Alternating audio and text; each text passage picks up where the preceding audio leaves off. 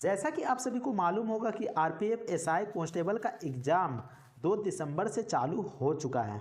ऐसे में मैं आपके लिए कुछ इम्पोर्टेंट क्वेश्चन लेकर आया हूं जो कि आपके एग्ज़ाम्स के लिए बेहद इम्पोर्टेंट रहने वाले हैं। तो चलिए वीडियो को शुरू करते हैं।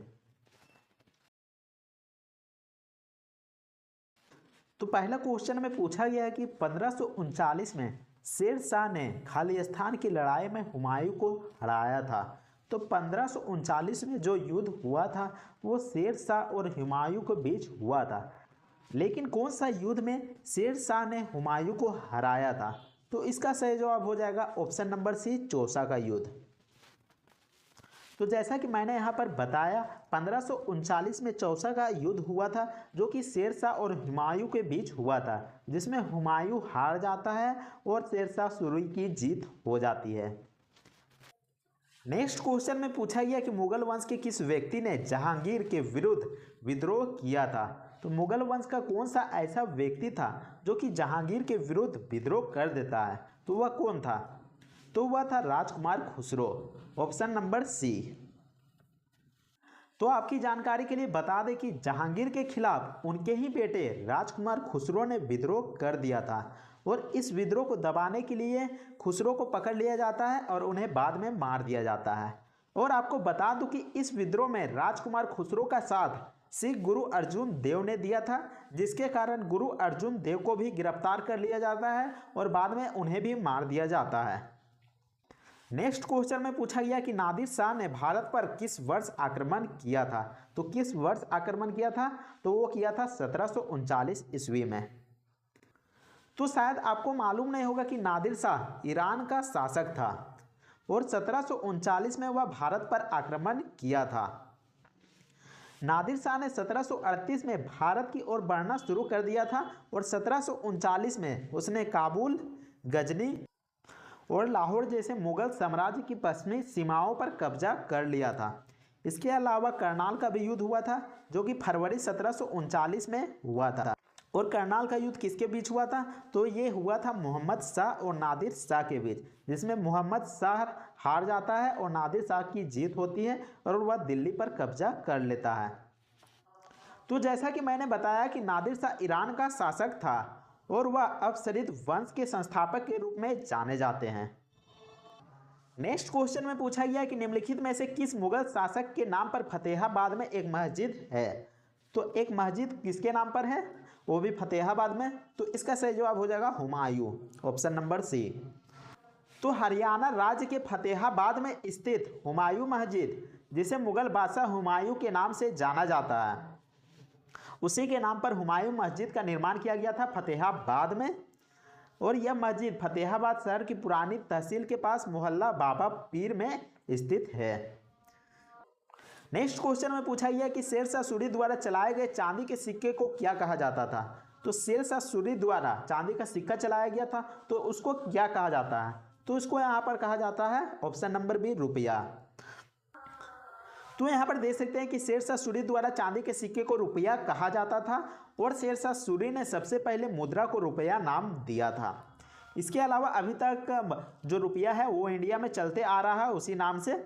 शेर शाह सूरी सूरी वंश के संस्थापक भी थे। अगले क्वेश्चन में पूछा गया कि किस मुगल बादशाह को जिंदा पीर कहा जाता है? तो इसका सही जवाब हो जाएगा ऑप्शन नंबर डी, औरंगजेब। तो यहाँ पर देख सकते हैं कि औरंगजेब को जिंदा पीर या फिर जीवित संत के रूप में जाना जाता है या फिर जीवित संत के नाम से जाना जाता है और वह छठे मुगल सम्राट थे। इसके अलावा औरंगजेब का शासनकाल कब से कब तक चला था? तो वो चला था 1658 ईस्वी से लेकर 1707 ईस्वी तक। इसके अलावा औरंगजेब सम्राट शाहजहां और मुमताज महल के तीसरे पुत्र थे और औरंगजेब का जो पूरा नाम क्या था या फिर मूल नाम क्या था? तो वो था मुही अल दीन मोहम्मद, मुही अल दीन मोहम्मद। इसके अलावा औरंगजेब को आलमगीर की उपाधि भी दी गई थी, जिसका मतलब होता है दुनिया का विजेता। नेक्स्ट क्वेश्चन में पूछा गया कि मुगल दरबार के इतिहास किस भाषा में लिखे गए थे? तो मुगल दरबार का इतिहास किस भाषा में लिखा गया था? तो वो लिखा गया था फारसी भाषा में। जैसा कि यहाँ पर देख सकते हैं कि मुगल दरबार के इतिहास फारसी भाषा में लिखे गए थे और मुगल साम्राज्य का जो आधिकारिक भाषा था वो भी फारसी था। इसके अलावा बाबरनामा या फिर अकबरनामा या फिर रमजनामा ये सभी फारसी में अनुवाद किए गए थे या फिर लिखे गए थे। नेक्स्ट क्वेश्चन में पूछा गया कि अकबर ने जजिया कर को पहली बार किस वर्ष समाप्त किया। तो यहाँ पर पूछा जा रहा है पहली बार। आपकी जानकारी के लिए बता दें कि अकबर ने जजिया कर को 2 बार यहाँ पर लागू किया था और 2 बार समाप्त किया था। तो यहाँ पर पहली बार पूछा गया है तो कौन सा ऑप्शन हो जाएगा? तो यहाँ पर हो जाएगा ऑप्शन नंबर ए 1564। तो यहाँ पर देख सकते हैं कि जजिया कर का विरोध सबसे पहले ब्राह्मणों ने किया था। उन्होंने कहा था कि हम हिंदू नहीं हैं, ये विदेशी द्वारा दिया गया एक शब्द है, हम केवल सनातनी हैं। तो ऐसे में यहाँ पर जो ब्राह्मणों के द्वारा विद्रोह किया जाता है, तो ऐसे में अकबर ने 1564 में पहली बार जजिया कर को समाप्त कर दिया था। लेकिन 1575 में फिर से जजिया कर को लगा दिया जाता है और इसके बाद फिर 1589 और 80 के बीच में फिर से जजिया कर को समाप्त कर दिया जाता है। यानी कि पहली बार तो 1564 को हटा दिया जाता है, लेकिन फिर 1575 को फिर जजिया कर को लगा दिया जाता है, लेकिन फिर दोबारा से फिर हटा दिया जाता है, वो भी कब? 1589 या फिर 80 के बीच में। उसके बाद फिर अकबर के बाद औरंगजेब ने 1689 ईस्वी में जजिया कर को लगा देते हैं। नेक्स्ट क्वेश्चन में पूछा गया कि 1526 में पानीपत में इब्राहिम लोदी को किसने हराया था। तो 1526 का जो पानीपत युद्ध हुआ था तो इसमें इब्राहिम लोदी को किसने हराया था। तो 1526 में जो पानीपत युद्ध हुआ था तो उसमें बाबर के द्वारा इब्राहिम लोदी को हरा दिया जाता है। तो ऑप्शन नंबर ए यहाँ पर बिल्कुल सही जवाब हो जाएगा। तो यहाँ पर देख सकते हैं कि 1526 में पानीपत की लड़ाई लड़ी जाती है, जिसमें इब्राहिम लोदी को काबुल के तैमूर शासक, जिसको जहीर उद्दीन मोहम्मद बाबर के नाम से जाना जाता है, उसके द्वारा हरा दिया जाता है। यानी कि बाबर के द्वारा इब्राहिम लोदी को हरा दिया जाता है। यह युद्ध पानीपत के पास 21 अप्रैल 1526 को लड़ा गया था और इसे पानीपत का पहला युद्ध के नाम से भी जाना जाता है। इस युद्ध में बाबर ने तुलुगमा पद्धति और उस्मानी विधि का प्रयोग किया था। अगर क्वेश्चन में पूछा जाता है कि पानीपत का प्रथम युद्ध में बाबर ने किस नीति के तहत युद्ध किया था, तो यहाँ पर उत्तर हो जाएगा तुलुगमा पद्धति और उस्मानी विधि। नेक्स्ट क्वेश्चन में पूछा गया है कि निम्नलिखित में से किस साम्राज्य की स्थापना 1336 में हरिहर और बुक्का ने की थी। तो किस साम्राज्य की स्थापना 1336 में हरिहर और बुक्का के द्वारा किया जाता है। तो इसका सही जवाब हो जाएगा विजयनगर साम्राज्य, ऑप्शन नंबर बी। तो यहाँ पर देख सकते हैं कि हरिहर और बुक्का ने विजयनगर साम्राज्य की स्थापना किया था, वो भी 1336 ईस्वी में। हरिहर को हक्का के नाम से भी जाना जाता है। इसके अलावा विजयनगर साम्राज्य की राजधानी क्या थी, तो वो थी हम्पी। विजयनगर साम्राज्य की स्थापना किस वंश ने की थी, तो विजयनगर साम्राज्य की स्थापना संगम वंश के द्वारा किया गया था। तो पहला क्वेश्चन में पूछा गया है कि निम्नलिखित भारतीय शासकों में कौन सर्वप्रथम सहायक संधि में सम्मिलित हुआ था। तो कौन सा ऐसा भारतीय शासक था जो कि सर्वप्रथम यानी कि सबसे पहले सहायक संधि में सम्मिलित हुआ था। तो कौन सा ऑप्शन हो जाएगा। तो यहाँ पर देख सकते हैं जो ऑप्शन नंबर सी है निजाम अली, वो बिल्कुल सही जवाब हो जाएगा। तो जैसा कि देख सकते हैं कि निजाम अली जो कि हैदराबाद के रहने वाले थे और निजाम अली का पूरा नाम क्या था, तो उसका पूरा नाम था निजाम मीर उस्मान अली खान, उसका पूरा नाम था। सहायक संधि में शामिल होने वाले पहले भारतीय शासक हुए थे। तो साल 1798 में लॉर्ड वेलेस्ली की सहायक संधि को स्वीकार किया था। नेक्स्ट क्वेश्चन में पूछा गया कि मराठा शासन में सरदेशमुखी एक था। तो सरदेशमुखी क्या था, तो वह एक प्रकार का राजस्व पर लिया जाने वाला एक कर था।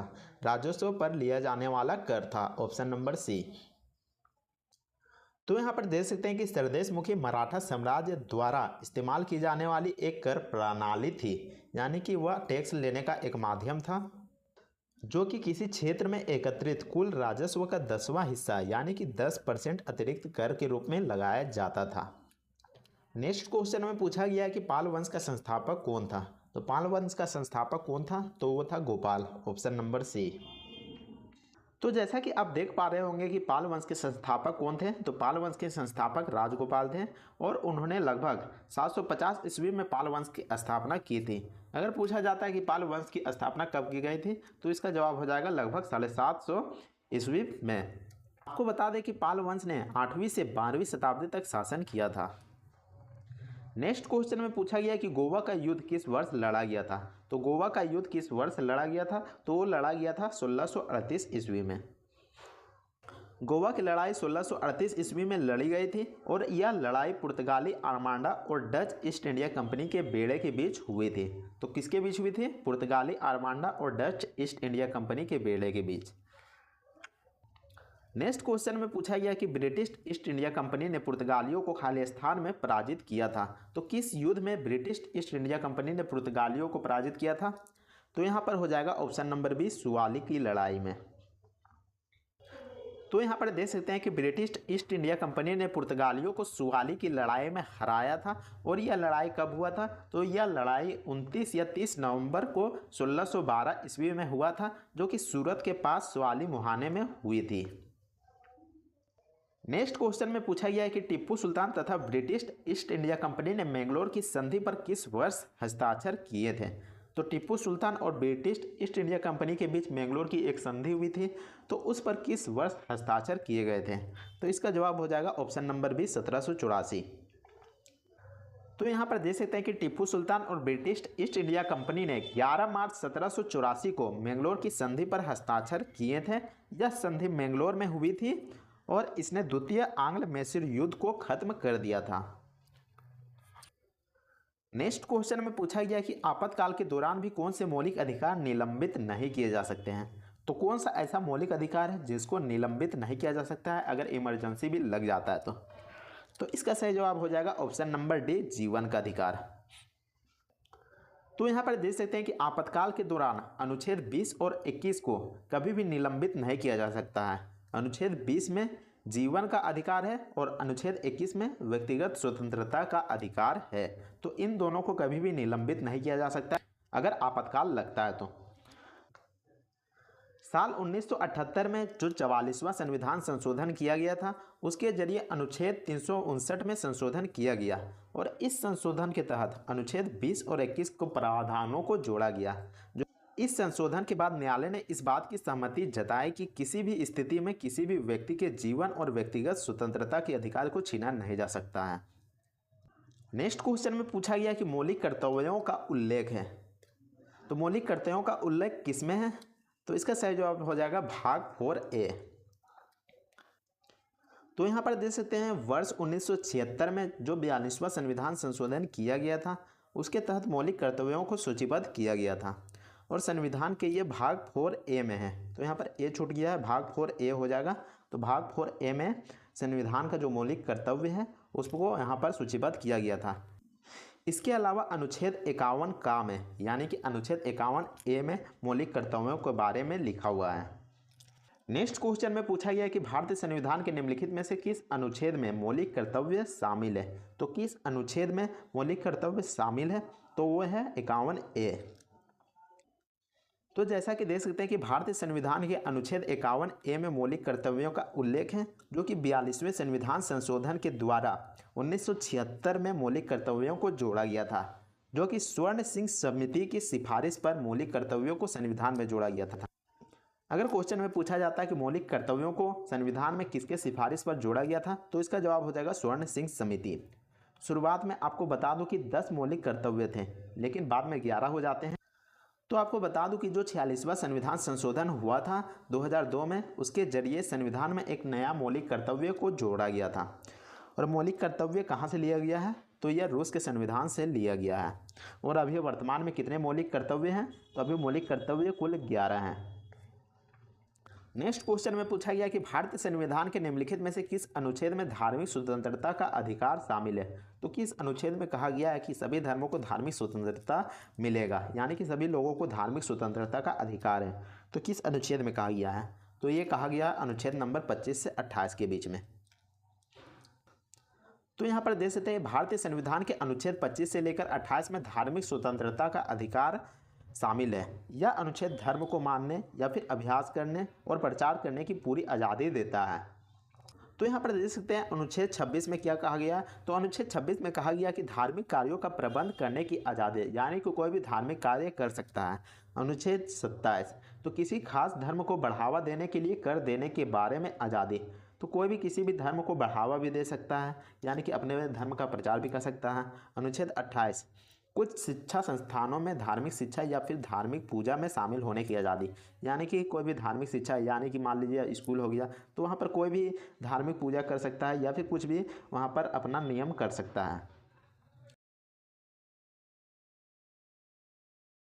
पहला क्वेश्चन में पूछा गया है कि भारतीय रिजर्व बैंक का राष्ट्रीयकरण कब किया गया था। तो भारतीय रिजर्व बैंक यानी कि आरबीआई का राष्ट्रीयकरण कब किया गया था, तो वो किया गया था आपका 1949 में। तो जैसा कि देख पा रहे होंगे कि भारतीय रिजर्व बैंक यानी कि reserve bank of India RBI, RBI का राष्ट्रीयकरण 1 जनवरी 1949 को किया गया था। अगर कब पूछा जाता है तो 1 जनवरी 1949 हो जाएगा। इसके अलावा स्थापना अलग डेट में हुआ था, स्थापना पूछा जाएगा तो 1 अप्रैल 1935 हो जाएगा। और किस अधिनियम के तहत आरबीआई का स्थापना किया गया था, तो इसकी स्थापना भारतीय रिजर्व बैंक अधिनियम 1934 के तहत किया गया था। और आरबीआई का क्या काम है, तो इसका काम है मौद्रिक नीति को नियंत्रित करना। और इसका मुख्यालय कहाँ पर है, तो इसका मुख्यालय अभी मुंबई में है, शुरुआत में कलकत्ता में था। अगले क्वेश्चन में पूछा गया कि सीमा पार प्रदूषण या फिर अम्लीय वर्षा किसके कारण होता है। तो सीमा पार प्रदूषण या फिर अम्लीय वर्षा किस कारण से होता है, तो ये होता है नाइट्रोजन ऑक्साइड और सल्फर डाइऑक्साइड के कारण, ऑप्शन नंबर ए। तो यहाँ पर देख पा रहे होंगे कि सीमा पार प्रदूषण या फिर अम्लीय वर्षा वायु प्रदूषण के कारण होती है। वायुमंडल में सल्फर डाइऑक्साइड और नाइट्रोजन ऑक्साइड जैसे रासायनिक पदार्थों का उत्सर्जन हो जाता है, जिससे कि अम्लीय वर्षा होती है। तो यहाँ पर दो चीज़ यहाँ पर मुख्य कारण है अम्लीय वर्षा का, पहला सल्फर डाइऑक्साइड और दूसरा नाइट्रोजन ऑक्साइड। नेक्स्ट क्वेश्चन में पूछा गया है कि आरबीआई का मूल मुख्यालय कहाँ पर स्थित है। मूल यानी कि ओरिजिनल, यानी कि शुरुआत में आरबीआई का जो मुख्यालय बनाया गया था वो कहाँ पर बनाया गया था, तो सबसे पहले कलकत्ता में बनाया गया था, ऑप्शन नंबर ए। लेकिन बाद में उसे मुंबई ट्रांसफ़र कर दिया गया था।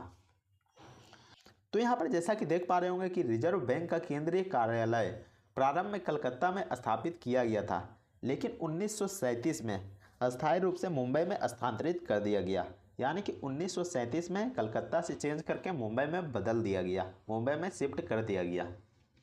अगर वर्तमान में इसका मुख्यालय पूछा जाता है तो इसका जवाब हो जाएगा मुंबई। अगले क्वेश्चन में पूछा गया कि यदि कोई व्यक्ति नौकरी हासिल करने में सक्षम नहीं है क्योंकि उसकी नौकरी का कौशल अप्रचलित हो गया है, तो वह कौन सी बेरोजगारी होगी। मान लीजिए किसी व्यक्ति को पढ़ाने आता होगा तो वो टीचिंग लाइन में घुसेगा, और मान लीजिए उसको टीचिंग लाइन का नौकरी नहीं मिल रहा होगा, तो ऐसे में हम उसको कहेंगे कि उसका कौशल खराब हो चुका है, यानी कि उसको जो चीज़ आता है उस प्रकार का नौकरी उसको नहीं मिल रहा है। तो ऐसे में कौन सा बेरोजगारी हो जाएगा, तो ऐसे में हो जाएगा ऑप्शन नंबर ए, संरचनात्मक बेरोजगारी। तो यहाँ पर देख सकते हैं कि अगर किसी व्यक्ति के पास नौकरी नहीं है और उसका कौशल अप्रचलित हो गया है तो यह संरचनात्मक बेरोजगारी का मामला होगा। नेक्स्ट क्वेश्चन में पूछा गया कि स्वेज नहर भूमध्य सागर को किससे जोड़ती है। तो स्वेज नहर भूमध्य सागर को किससे जोड़ती है, तो वो जोड़ती है आपका लाल सागर से, ऑप्शन नंबर सी। तो यहाँ पर देख सकते हैं कि स्वेज नहर कहाँ पर स्थित है, तो वो मिस्र में स्थित है। और अगर प्रांत पूछा जाता है तो मिस्र के स्वेज प्रांत में स्थित है, और यह भूमध्य सागर को लाल सागर से जोड़ती है। नेक्स्ट क्वेश्चन में पूछा गया कि भारत सरकार के वर्तमान विदेश मंत्री कौन है। तो भारत सरकार के वर्तमान विदेश मंत्री कौन है, तो वो है S Jaishankar, option number B, Subrahmanyam Jaishankar. Next question में पूछा गया कि ताइवान किस देश का उपग्रह लॉन्च सेंटर है। तो जो ताइवान है वह किस देश का उपग्रह लॉन्च सेंटर है, तो वो हो जाएगा ऑप्शन नंबर सी, चीन। तो यहाँ पर देख सकते हैं कि ताइवान उपग्रह प्रक्षेपण केंद्र चीन के शांक्सी प्रांत में स्थित एक उपग्रह प्रक्षेपण केंद्र है। तो चीन के एक शांक्सी प्रांत है, वहाँ का यह उपग्रह प्रक्षेपण केंद्र है, और इसे बेस 25 के नाम से भी जाना जाता है। नेक्स्ट क्वेश्चन में पूछा गया कि भारत के साथ सबसे लंबी सीमा साझा करने वाला देश है। तो भारत के साथ सबसे लंबी सीमा साझा कौन सा देश करता है, तो यहाँ पर हो जाएगा ऑप्शन नंबर बी, बांग्लादेश। तो यहाँ पर देख सकते हैं कि भारत के साथ सबसे लंबी सीमा साझा करने वाला देश बांग्लादेश है, और इसकी लंबाई कितनी है, तो इसकी लंबाई है 4096 किलोमीटर और यह दुनिया की 5वीं सबसे लंबी भूमि साझा करने वाला देश है और यह भारत के 5 राज्यों से होकर गुजरती है। पहला असम, दूसरा त्रिपुरा, तीसरा मिजोरम, चौथा मेघालय और पश्चिम बंगाल। नेक्स्ट क्वेश्चन में पूछा गया कि देश बंधु की उपाधि किसको मिला था। तो देश बंधु की उपाधि किसको दिया गया था, तो यहाँ पर हो जाएगा ऑप्शन नंबर सी आर दास को, चित्तरंजन दास को। तो यहाँ पर देख पा रहे होंगे कि देश बंधु की उपाधि चित्तरंजन दास को मिली थी और चित्तरंजन दास एक भारतीय स्वतंत्रता सेनानी थे। इसके अलावा राजनीतिक कार्यकर्ता भी थे, वकील भी थे, कवि भी थे, पत्रकार भी थे और वे बंगाल में ब्रिटिश राज के दौरान स्वराज पार्टी की स्थापना भी किए थे, यानी कि स्वराज पार्टी के संस्थापक भी थे।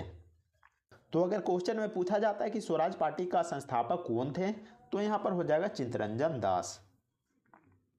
नेक्स्ट क्वेश्चन में पूछा गया कि टेलीस्कोप का आविष्कार किसने किया था। तो टेलीस्कोप का आविष्कार किसने किया था, तो किया था गैलीलियो गैलीली ने, ऑप्शन नंबर ए। अगले क्वेश्चन में पूछा गया कि वायुमंडल में एक कम दबाव का क्षेत्र जिसमें हवाएं अंदर की ओर घूमती है वह कहलाती है। तो वह क्या कहलाती है, तो वो कहलाती है चक्रवात। वायुमंडल में कम दबाव वाले क्षेत्र जिसमें हवाएं अंदर की ओर घूमती है उसे चक्रवात कहा जाता है। नेक्स्ट क्वेश्चन में पूछा गया कि सूर्य ग्रहण के दौरान क्या होता है। तो सूर्य ग्रहण के दौरान सूर्य और पृथ्वी के बीच में चंद्रमा आ जाता है। तो यहाँ पर देख सकते हैं ये आपका सन हो गया, ये सन हो गया और बीच में आपका मून हो गया और फिर अर्थ हो गया। तो बीच में यहाँ पर चंद्रमा आ जाता है और तीनों आपस में सीधे होते हैं, बिल्कुल सीधे होते हैं। तो यहाँ पर देख सकते हैं कि सूर्य और पृथ्वी के बीच में चंद्रमा के आने से सूर्य ग्रहण होता है। सूर्य ग्रहण के दौरान पृथ्वी का एक हिस्सा चंद्रमा की छाया से घिरा होता है, यानी कि जो पृथ्वी होता है उस पर चंद्रमा की एक परछाई पड़ जाता है एक हिस्सा में और उसकी छाया से घिरा होता है, यानी कि चंद्रमा की छाया से घिरा होता है, जो सूर्य के प्रकाश को पूरी तरह से रोक लेता है, जिसके कारण चंद्रमा की छाया यहाँ पर पृथ्वी पर पड़ जाता है। सूर्य, चंद्रमा और पृथ्वी के एक सिद्ध में होने पर सूर्य ग्रहण होता है। तो तीनों आपस में एक ही सिद्ध में होते हैं। नेक्स्ट क्वेश्चन में पूछा गया कि मौर्य साम्राज्य के संस्थापक कौन थे। तो मौर्य साम्राज्य के संस्थापक कौन थे, तो वो थे Chandragupta Maurya, option number C. तो यहाँ पर देख सकते हैं कि मौर्य साम्राज्य के संस्थापक चंद्रगुप्त मौर्य थे। उन्होंने 322 ईसा पूर्व नंदा वंश को हराकर मौर्य साम्राज्य की स्थापना किए थे। मौर्य साम्राज्य भारतीय उपमहाद्वीप का पहला अखिल भारतीय साम्राज्य था और यह साम्राज्य कहाँ तक फैला हुआ था, तो यह वछुड़ घाटी से लेकर कावेरी डेल्टा तक फैला हुआ था। नेक्स्ट क्वेश्चन में पूछा गया कि अपर धनात्मक भू आकृति निम्न में शामिल है। तो किस में शामिल है, तो यहाँ पर हो जाएगा घाटिया, ऑप्शन नंबर ए। तो यहाँ पर देख सकते हैं अपर धनात्मक भू आकृतियों में शामिल है। तो क्या क्या शामिल है, तो रोचेस, माउ, टोनिज, ग्लेशियल गर्त, कोड़ी, येगार्ड, स्तंभ, फाच्छिद्र, मेहराब, प्रतापकुंड और घाटिया। नेक्स्ट क्वेश्चन में पूछा गया है कि निम्नलिखित में से कौन कृषि क्षेत्र में कार्यशील पूंजी है। तो यहाँ पर क्या हो जाएगा, तो कृषि क्षेत्र में कार्यशील पूंजी कौन सा है, तो यहाँ पर हो जाएगा धन, यानी कि मनी। उम्मीद करते हैं कि आपको यह वीडियो पसंद आया होगा। अगर वीडियो पसंद आता है तो वीडियो को लाइक जरूर कीजिएगा। इसके अलावा चैनल को भी सब्सक्राइब जरूर कर लीजिएगा। तो मिलते हैं नेक्स्ट वीडियो में, तब तक के लिए जय हिंद, वंदे मातरम।